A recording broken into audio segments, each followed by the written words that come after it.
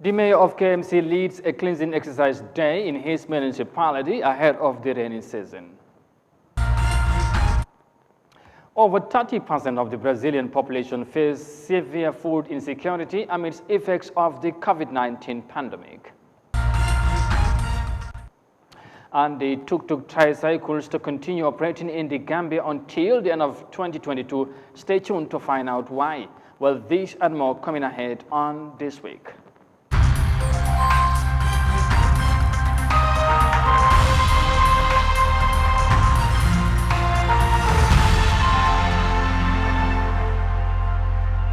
Many thanks for joining us. This is Eyeafrica TV and I am Amadou Kante, and now the news in detail.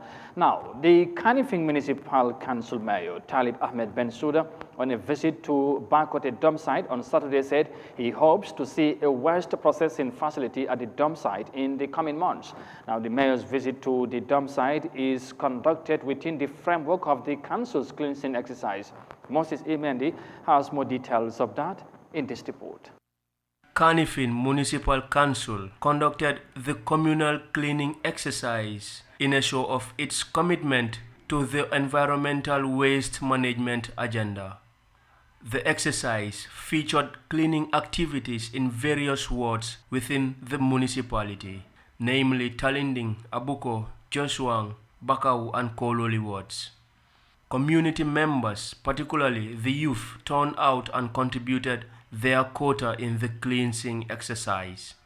Mayor Bensouda shoveling sand on the Talinding buffer zone road was the highlight of the cleaning exercise.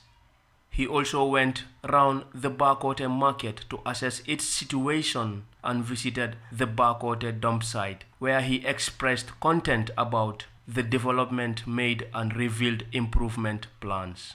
And you have seen the level of development in the Bakote dump site, $42 million with the BMZ and German government and the SOS, and also the $8 million fence to protect the community. Also, very soon we will now have a weigh bridge in the Bakote dump site to actually give figures about how much waste is coming in to the dump site on a daily basis. We will also be building 10 transfer stations across the municipality. These are going to be warehouses where originally it was an illegal dump. Now we are going to build an organized place where people can take their waste. And there's many more to come. We are going to have 10,000 bins delivered to KM households in a very short while. And it will not stop. Every opportunity we get, we will keep advocating for better waste management. In the next few months, we are hoping to see a waste processing facility here in the Bakote dump site. As far as I am mayor, I will always prioritize the health of the people of. He said the health of the residents of the municipality is a priority of the council, and revealed that his office has been requesting for a land area from the government to serve as a new dump site. He called for more communal sensitization to tackle waste management problems in the city. Nene Freda Gomez of Citizens Alliance said she has bypassed partisan affiliation and joined the mayor on the exercise because it is about nation building. This is not about politics, it's about nation building. It's about taking ownership of what you are a part of and protecting it and building it and growing it and nurturing it. We need to have political maturity, and when you say political maturity, it's not only speaking it in literal terms, but it's a matter of acting it. And I want to tell people this is what you call political maturity. This is about our municipality. I live in Serekunda West, which is the heart of Kanifing municipality. So who is a better person to partake in such an initiative than myself? And I am involved in politics. And what is politics? Politics is seeing what is wrong and trying to make it right. Politics is about providing solutions. Politics is about being initiative. Politics is about being innovative, not only criticizing. I don't believe that is what is politics, and that's what I want.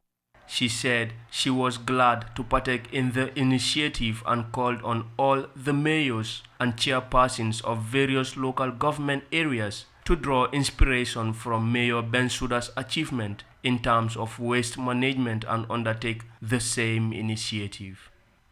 MC Cham of the Gambia Democratic Congress, GDC, said he is a taxpayer who yearns for development, and that was why he partook in the exercise, saying it is a responsibility on him.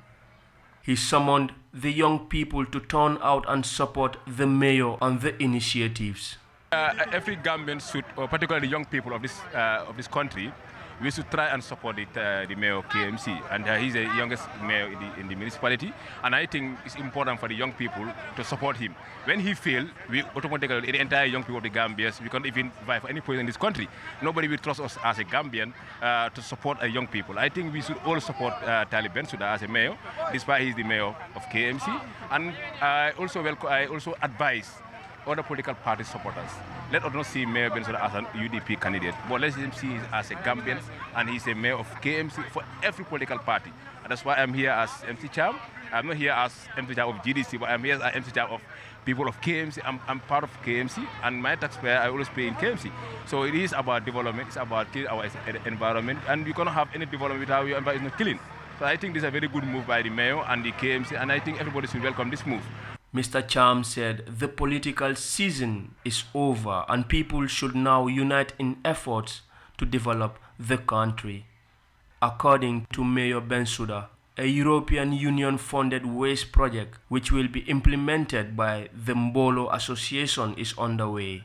Part of the project is the processing of organic waste into fertilizer, which will be given to women to apply on their gardens, considering the high cost of fertilizer in the country.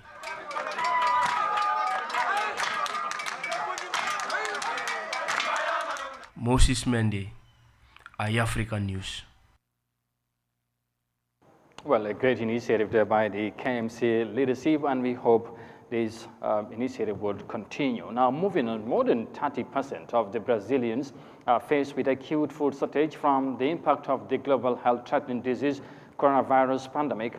Now, a local foundation in the South American nation is out to provide food assistance to the affected population to minimize human suffering amid the deteriorating situation. As the country prepares for the next presidential elections in October, the growing food insecurity and homelessness will dominate the public discourse. Let's have more details of that in this report. It is lunchtime. Rio de Janeiro's poor and homeless are lining up to receive a free meal from the volunteers from Project Sem Fome, or No Hunger. The project was launched right after COVID-19 hit Brazil in March 2020, offering packages of food and water to the needy. Although the pandemic has subsided, the number of people asking for food has risen. Já distribuímos cerca de 90.000 refeições. Since we began the food drive, we've distributed around 90,000 meals, some 100 to 200 per day. But we are seeing more people showing up. Carlos lost his job as a painter, has 2 children, and depends on the project to eat. I can't find work, and this project is helping us with at least 1 meal per day, and sometimes they also bring clothes. This has been going on for more than a year now. According to a newly released study, the percentage of Brazilians unable to afford food for themselves or their families rose to a record 36% in 2021. Conducted by Brazil's Getúlio Vargas Foundation and based on Gallup World Poll data, the number of Brazilians facing food insecurity reached an all-time high since records began in 2006. Houve aumento durante a pandemia de 4 vezes maior do que a média global. There was a spike during the pandemic when food insecurity rose 4 times more in Brazil than in the world as a whole, affecting mainly the country's 20% poorest, amongst whom hunger has increased from 53% in 2019 to 75% in 2021. The study also reveals that food insecurity in Brazil is nearing that of Zimbabwe, with which around 80% has some of the highest levels of hunger in the world. Scenes of homeless people living rough are becoming increasingly common in large Brazilian urban centers. And while the government's aid of around $80 per month to those facing poverty is now permanent and benefiting some 18 million families, the number of people experiencing food insecurity is much higher. We are talking about more than 1/3 of the country's population. That 36% represents around 80 million people who are facing food insecurity. It is concerning. As Brazil's October presidential election looms, experts believe the country's next president will need to increase and efficiently manage public spending to avoid an even deeper hunger crisis. Back to Africa and to the northern part of the continent, to be precise, because the Egyptian tourism industry has been recovering from the adverse effects of the global health crisis, but the ongoing Ukraine war has slowed down the recovery process.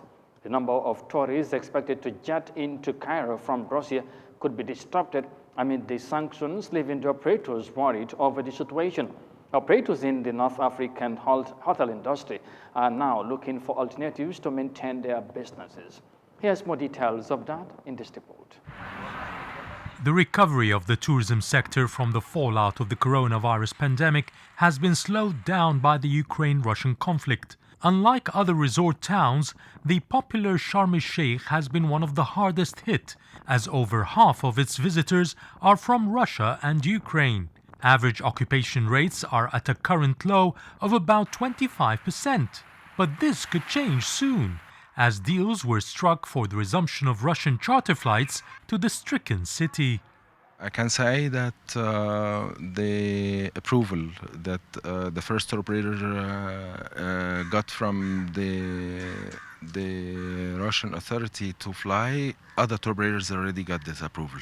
So they all around announced that they will start very soon, June. 15th of June, middle of June, after like 1 week later, the rest of them will be. So other tour operators, like 3-4 tour operators, they will join the exist one.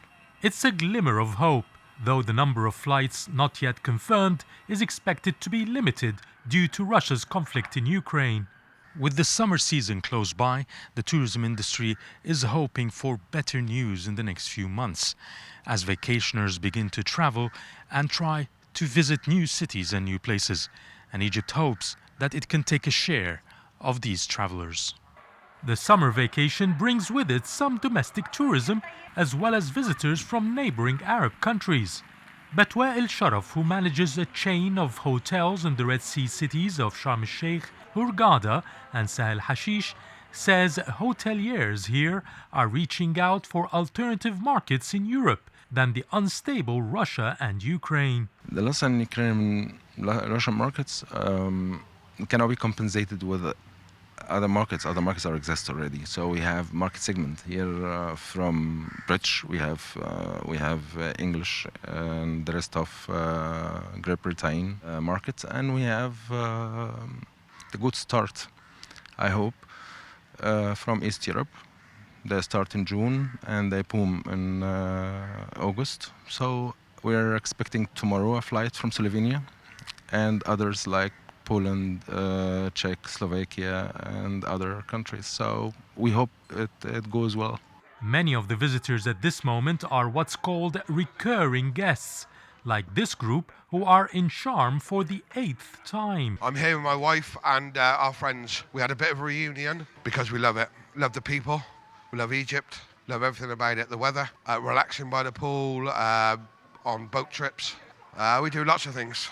This is our 6th time in Egypt. It's our 2nd time in 6 months, staying in Sharm el-Sheikh. There's a wide variety of things to do here in Egypt, from quad biking to stargazing. And Jonty passed his PADI junior diving course yesterday. My husband dives, and it's an underwater paradise. It's a fantastic family destination. Can't recommend it enough. The signs could be positive for the summer, but industry players are looking forward for a major rebound of incoming tourism during the winter and Christmas seasons. That report there is coming from the Egyptian capital, Cairo. Coming back home, the National Organizing Committee of the President's International Awards, in partnership with the Office of the Governor of the West Coast region and the International Award Scheme, have awarded over 300 participants at the Brikama Area Council.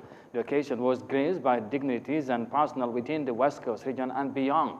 Executive Director for PIA made a brief explanation on how and when the PIA was established, whilst the outgoing governor of the West Coast region highlighted the significance of the program, saying the youth of this country need to be directed, mentored, and trained. This occasion is very apt and also very important in the sense that the young ones of this country, that is the Gambia, need to be directed, need to be mentored, need to be trained, need to be prepared to take on the challenges of the wider world in the near future.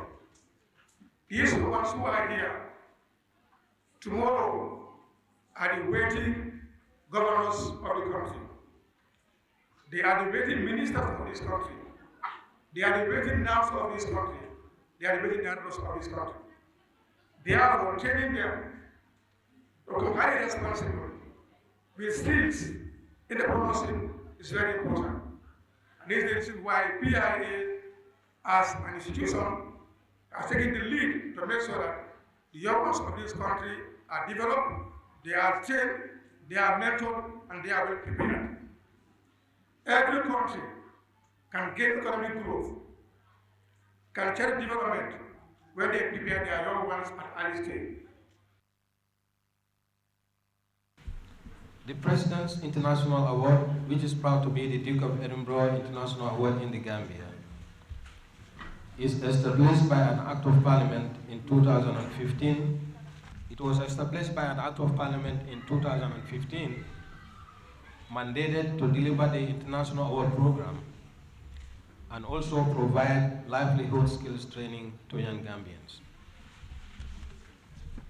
The award is a non-formal educational program that provides young people the environment and skill sets necessary for discovering their hidden talents and potentials, for positively contributing to their own personal well-being and the well-being of their state.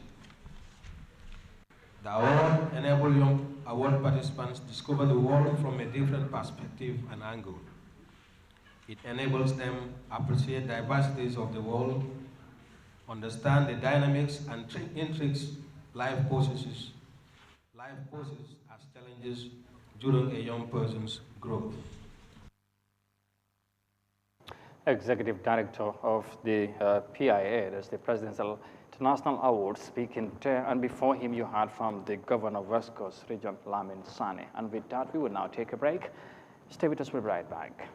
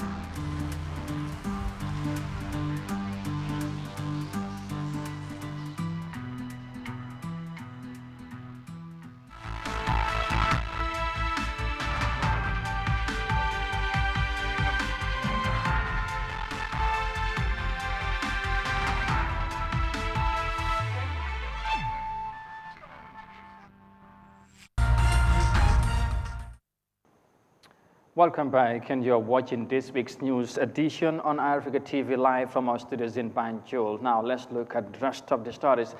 The Gambia Police Force said that the tuk-tuk tricycle will continue operating in the country's routes until December 31st, beginning Monday, 13th June 2022.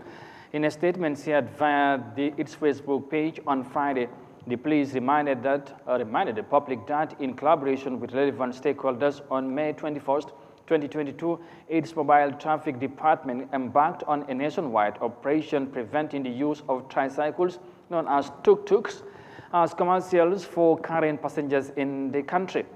According to the police, the operation resulted in the parking and seizure of several tricycles, which attracted different reactions from the public.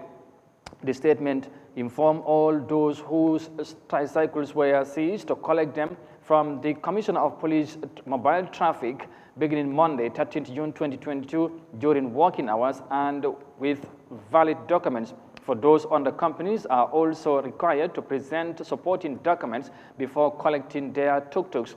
Cognizance that there is no such laws that allows or permits the use of tricycles for commercial purposes such as carrying passengers in the Gambia on the already congested highways in the most part of the Greater Banjul area, the police said they have initiated measures to address the situation that created employment opportunity for these tricycle operators.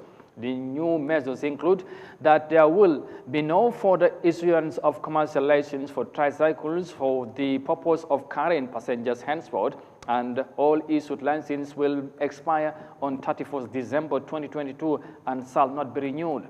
Only individuals who are holding valid license will now be allowed to operate until 31st December 2022 along designated routes within appropriate timings, the statement added. Accordingly, the police indicates that no tricycle will be allowed to ply the Westfield Tabokoto, Westfield Tipper Garage to Sokoto Jaban traffic lights road from 7 a.m. to 7 p.m. daily. Meanwhile, the police maintain that the tricycles can operate on other alternatives routes which are subjected to changes depending on the situation for safety and security. Accordingly, all tricycles will cease operation by 31st December 2022 as long as the laws remain. The statement ends. Now, moving on, Chinese President Xi Jinping has recently visited Sichuan City in the country's southwest province, where he stressed the need to maintain a stable economic development and overall social stability. President Xi was also updated about the city's COVID-19 control mechanisms, as well as plans to protect historic and control his heritage. Now, the Chinese leader also inspected different places in the city, including Urban University. Here's more details of that in this report. Chinese President Xi Jinping has inspected the city of Meishan in southwest China's Sichuan province. He learned about efforts to develop high-quality farmland, boost grain production, promote rural revitalization, maintain effective COVID-19 control, and protect historical and cultural heritage. Xi Jinping also inspected the city of Yibin. He visited Sanjiangkou, where the Jingsha and Minjiang rivers converge into the Yangtze River. He also went to Yibin University and the optoelectronic company XGimi. He was briefed about ecological restoration and protection along the Yangtze River, employment for college graduates, and independent business innovation. Xi Jinping is also the chair of China's Central Military Commission, and on Thursday he met with military officers in Chengdu, the capital city of Sichuan province. And that report there from China finally brings us to the end of this news edition.